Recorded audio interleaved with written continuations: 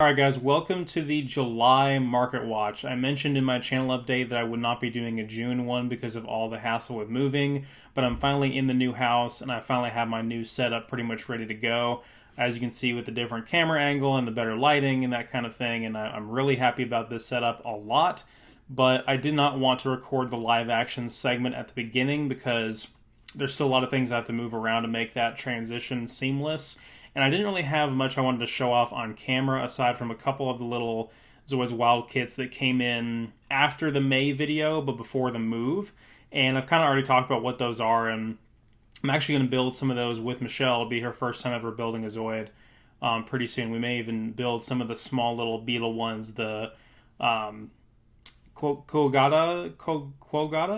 whatever they're called. We'll build those tonight. So I really wanted to go ahead and get right into the news. So check this out. So Zoids Wild Blast Unleashed. At last, we are finally getting the Zoids Wild Nintendo Switch game localized and translated and released on Switch in October, and it is published by Outright Games, which is a company that apparently exclusively does like kids games. And so I do not know at this time if there is going to be, if this actually means that the series is going to be dubbed, and if the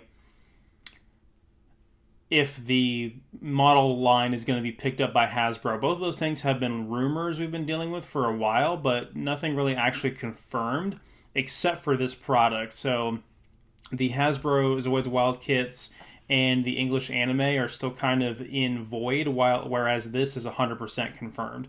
For those of you that don't know, this is the exact same Switch game that was released in 2018 in Japan. So this is not a different game. See, this is the other like kids games that they've published, but so it looks like it is a localization in English, but it doesn't look like they have anglicized it too much or tried to localize the names or anything, because the main character's name is still Arashi, which is pretty cool. But yeah, highly looking forward to this. So I know the gameplay is definitely not quite like the Zoids Versus games, but I'm definitely glad I did not spend the nearly $70-$80 to import the Japanese version, and that I am waiting for this English version, because it's going to be super cheap when it's imported. It's only going to be $40. And it is available for pre-order right now on Amazon, and most likely that will be one of the only places you can find it. You may be able to find it at GameStop, but according to the site, Amazon is the only site you can pre-order it on. But I'm sure we could verify that with a simple Google search. But yeah, I will probably go ahead and pre-order this soon, and you guys can definitely expect some videos of this when it arrives. Yeah, you can see right here the Japanese version called King of Blast, which I think is kind of a stupid name. Also kind of wish they would have put the colon right here instead of right here, because it's like Zoids Wild Blast Unleashed, which sounds stupid, but if they had put it right here, Zoids Wild Blast Unleashed, that actually sounds cool and makes sense within the context of the Zoids Wild itself. All right, now moving on into actual model kit news. So since the previous video, they have announced the reissue of the Pteras bomber, which is available for pre-order. They announced the HMM Geno breaker reissue, which is coming out. It's another Markings Plus version. There's nothing really that special or new about it, which I'll show that off here in a little bit. And there was a big like super boss size Zoids Wild Zero kit that came out that is very similar to the Death Soarer, and actually the model kit itself is actually comparable in size to the Death Soarer. So we'll talk about that a little bit. Here on HLJ, the Command Wolf repackaged version is in stock. That is a great price. Definitely pick this guy up, especially if you want to get a cheap one to modify. I would highly recommend that. There's still one of the previous print runs of this, the one that I have, that someone has built and traded in at Second and Charles near me. So there's another built Command Wolf just like this in my immediate vicinity, but it's $100 there, and it's way overpriced. I wish I could just show them this and be like, hey, look, I can get this unbuilt for $40 before shipping, so drop your price. That's the reason why it's been there for a year and a half. Whereas I bought the Liger Zero and the Jaeger and Panzer kits that they had as well. Probably the same person traded those in. Great Saber Markings Plus is in stock now as well. So go ahead and pick that one up. Again, I have the previous iteration of this. One of the only HMMs I bought that had the cellophane around the box, strangely enough. And I got that one at Anime Expo, and it came all the way from California home with me. And just like I said, if you guys were following the previous videos, I said the original Wild Ligers, buy them up while you can, because they are now gone forever from HLJ. Unless they do another print run, which is unlikely, they are completely gone. Omega Rex is still in stock.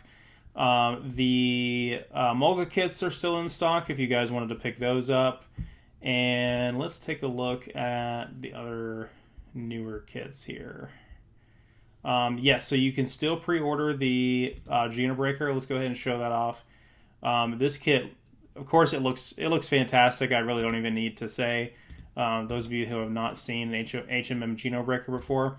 So I talked about this in one of the previous videos. We had some rumors of some stuff that was announced, and I really would have vastly preferred to have gotten a HMM Geno Breaker Jet, which is the recolor where... Oh, that's cool. That's a nice little addition there. It shows him ripping off one of the Blade Liger blades. Yeah, so somebody had a good time with the photography of this kit. Yeah.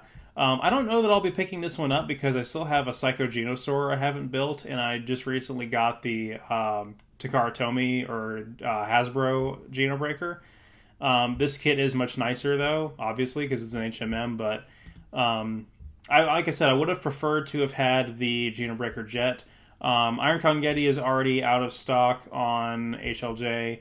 And then this is the one I was talking about. So from Zoids Wild Zero, we have the, I'm going to butcher this name, the Greasus, I think is how it's pronounced. Or at least that's what sounds right to me. And it is this massive Tyranno. And it is really cool looking. I can only assume that it is basically the equivalent of... Oh my god, there's the pile on the back there. And again, in terms of scale, in terms of cannon, it's probably not as big as the Deathsaur, not even close, but in terms of the actual model kit itself, it will... I've seen these built side by side next to Deathsaurs, and I know how big they are, so that is quite impressive. Fantoth is out of stock as well if you guys wanted that one. And then the Pteras Bomber is still available for pre-order on HLJ.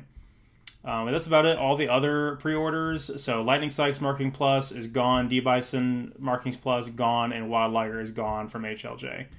On Ami Ami, you can still get the Geno Breaker. You can still get the Fantoth. Pteras Bomber is still available for pre-order. And it looks to me that the HMM Wild Liger is still available on Ami Ami. Now, I had some issues with the Ami Ami site earlier today, so it may not work for me. Hopefully, it'll be fine. Yeah, so we can still pre-order the HMM Wild Liger here on Ami Ami, so definitely take advantage of that if you guys have not already. Other than that, nothing really new on Ami Ami, just some different availability from HLJ there if you guys wanted to pick up some of these newest kits that have been released.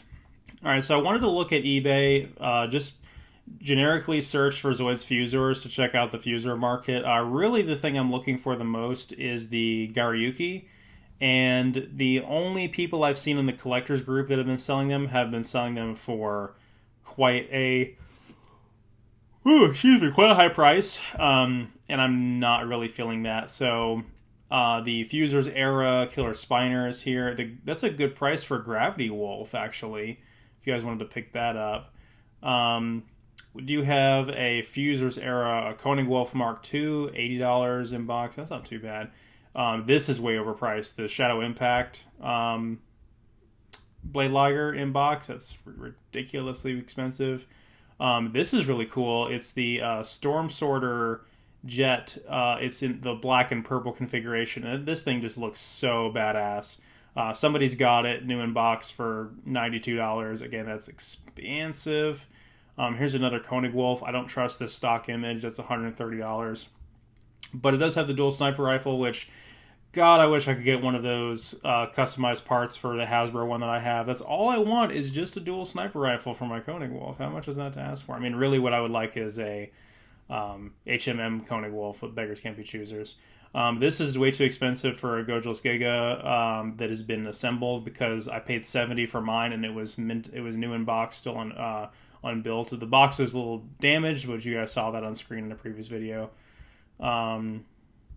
Energy Liger, yeah, that's again, it's a Fusers era one. That's a Tomy one, so it's a little bit more rare than the Hasbro one. But just get the Hasbro one. Like, there's not that much different about it. It's a Fusers era Darkhorn. I didn't know that existed. That looks pretty badass. Actually, it's got some kind of weird cannon up there. Yeah, and the rest is a lot. I don't really care for a lot of the Zoids that combine into the weird Chimera Zoids in the Fusers era. I didn't much care for that. Yeah, there's and then Zoids Infinity Fusers here. Somebody's got it for $8. I don't know if I trust that. It might be beat up, or it might just be right here. Great game if you haven't played it. I've shown video off on this channel before, and I will probably do more videos on it in the future. Oh, is that one there for $5? What the heck is going on?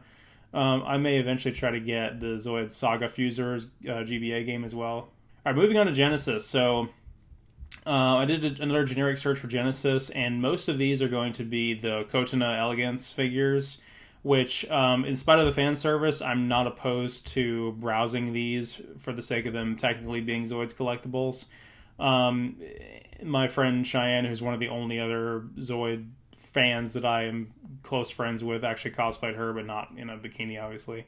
Yeah, this Brastel Tiger right here, that is nice. Very nice. So $120 for that mitten box, that is a lot. But then the Genesis market is so weird because they made a lot of merch for it, but again, none of this ever came to the US, and like I said, most of it is Kotana figures. This thing right here, the Cannon Fort, one of the coolest looking Zoids that's ever been made. I'm going to show this one up close if internet will cooperate.